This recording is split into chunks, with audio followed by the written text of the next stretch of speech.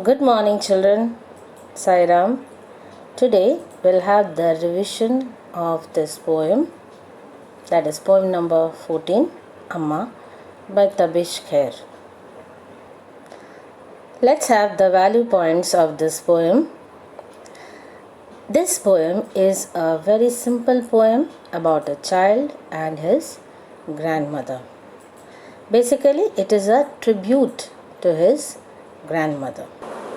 The poet is nostalgic about his childhood. That is, he fondly remembers the days he has spent with his grandmother during the summer holidays, when the grandchildren used to go to their native place, where grandmother used to live in a very big house. The house was dilapidated. Same way, it is compared to the old grandmother. The poet has used imagery in the poem. He talks about the mood and the seasons and the food during his childhood days, when they used to enjoy in the vacation. In the summer vacation, when they used to go to their native place, and they used to find the house very cool. But how it used to be cool? Because of the khush curtains. When the water used to be poured on the khush, it used to have cool breeze, though it was very hot outside. Then he also talks about the cool drinks which grandmother used to give them. Mango drinks, the lemon drinks, and the cool watermelons. So he writes elaborate description about grandmother's house. In the past, the house, though old, used to have children coming during the summer.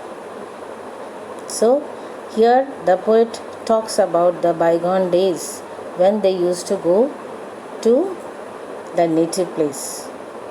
But then in the present, the grandmother wonders how long will she and the house last.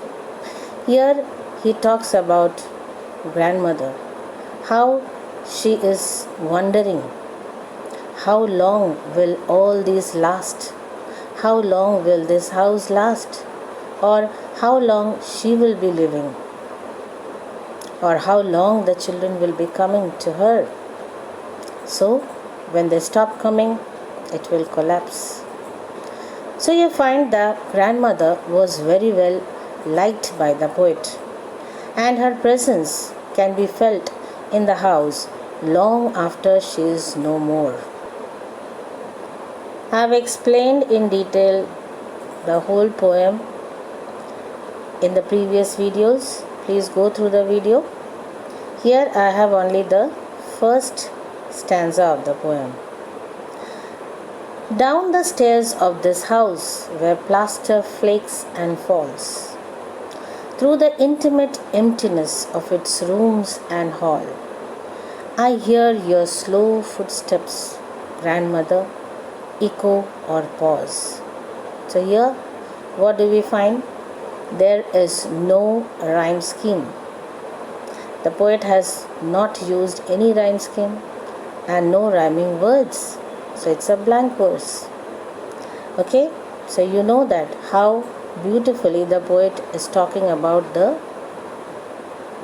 dilapidated house, and it shows through the intimate emptiness of its room. The house is empty, and I hear your slow footsteps, grandmother, echo or pause. So he is remembering he is thinking about his grandmother, how she used to walk slowly.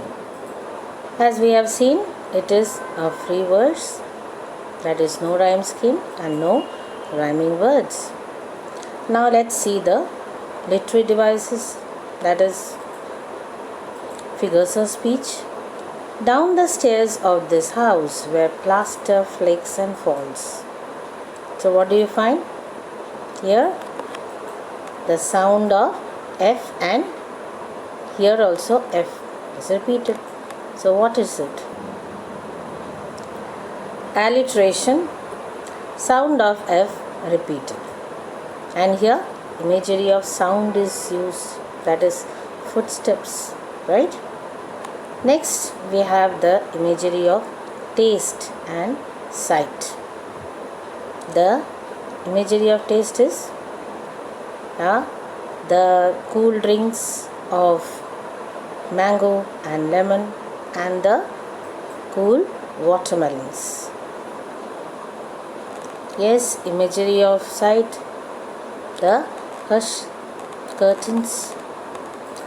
Then let us see the other lines. Slowly you shuffle, examining each new tear in the curtains. So what is it here?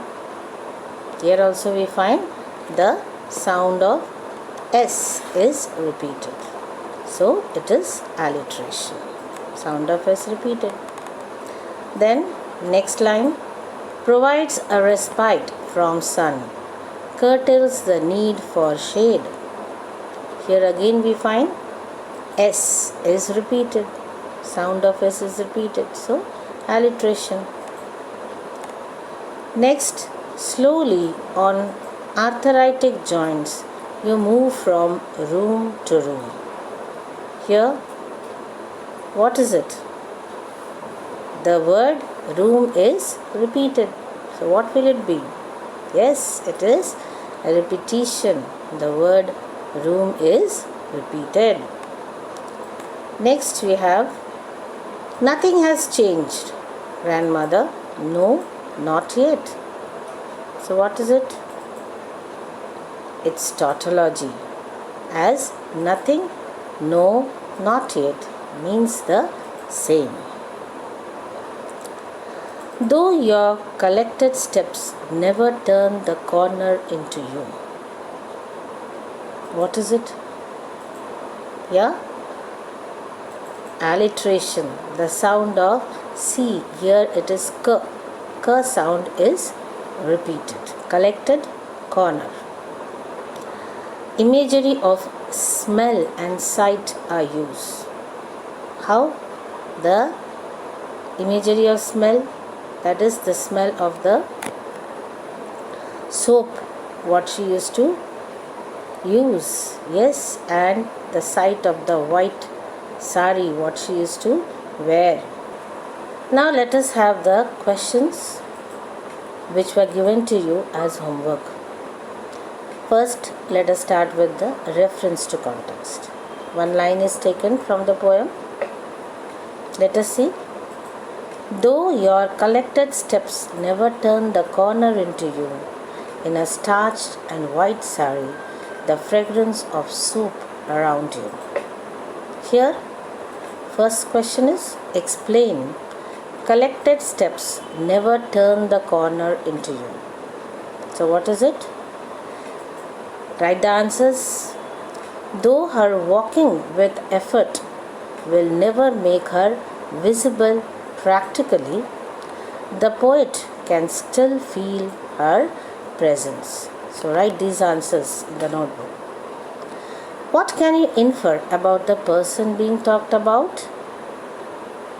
Yes, what do you get to know about Amma? The grandmother was very well liked by the poet, and her presence can be felt in the house long after she is no more. What has happened to the person? She is no more. Now question answers. Why does the grandmother have to wait for monsoons to repair the curtain? Write the answers. The grandmother has to wait for monsoons to repair the curtain because in summer the curtain, even though torn, are needed for the shade. Next we have, based on your understanding, Draw a character sketch of Amma using clues from the poem. So, lesson number 13 also we have done character sketch. So, here you have to write about Amma. Amma is the grandmother of the poet. Khair describes the dilapidated ancestral house in the metaphoric association with his old grandmother. See the lines taken from the poem. So these lines you have to write within single inverted commas to show that it is taken from the poem. So which lines? Down the stairs of this house where plaster flakes and falls. Through the intimate emptiness of its rooms and hall, I hear your slow footsteps, grandmother, echo or pause. This shows that she stayed all alone. Slowly on arthritis joints you move from room to room. Even though she is old with age and suffers from pain due to arthritis, she never sits idle. She walks around the house, examining all things and try to mend it. But she is comfortable in her house as she knows the nook and corners of the house.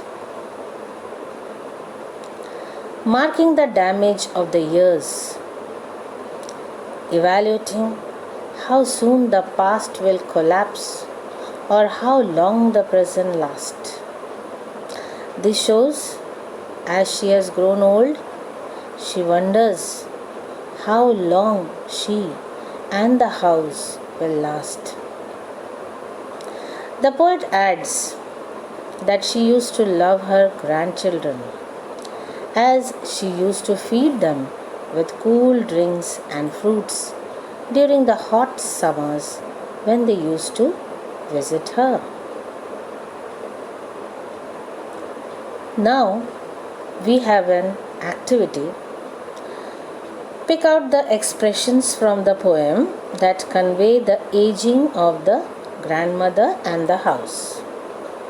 So in one column you have to write the lines which are talked about grandmother and here about the house. So you can write slow footsteps. It's talking about grandmother. And slowly you shuffle, arthritic joints. Wore a blouse inside out. She couldn't see. Then in a starch and a white sari. And then you can write about the house. Plaster flakes and falls. Emptiness of the rooms. The damaged walls. New tear in the curtains. Now the next question. Comment on the tone and setting of the poem. So what is the tone? Yes, the tone is nostalgic and setting is of an old and dilapidated house of the poet's grandmother. Next, the title of the poem, Amma, is a palindrome. Now what is a palindrome? Palindrome is a word, phrase or sequence that reads the same backwards as forwards. You can read backwards and forward the same way. So from here if you read A-M-M-A, Amma, and here also A-M-M-A. So like this you have to write 5 similar words of your own and write it in your classwork. With this we end today's session. I hope you have understood, but for detailed study go through the old videos. There I have explained in detail all the stanzas. So best of luck for exam. Thank you.